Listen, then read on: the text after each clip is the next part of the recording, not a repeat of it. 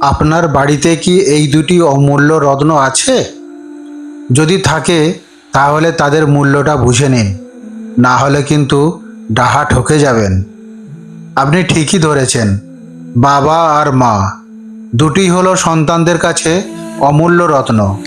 এক ব্যক্তি রসুল পাক সাল্লাল্লাহু আলাইহি সাল্লামকে জিজ্ঞাসা করলেন, হে আল্লাহর রসুল, আমার উত্তম ব্যবহারের সবচেয়ে বেশি হকদার কে?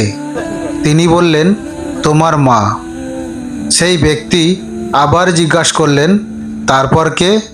তিনি বললেন, তোমার মা। আবারও জিজ্ঞাসা করলেন, তারপর কে? তিনি বললেন, তোমার মা। আবারও জিজ্ঞাসা করলেন, তারপর কে? তিনি বললেন, তোমার বাবা। বুঝতে পারছেন কেমন রত্ন? লুকিয়ে রাখুন আপনার দুই চোখের মণিকোঠায় দুজনকেই। একবার হারিয়ে গেলে আর পাবেন না কোনো দিনও।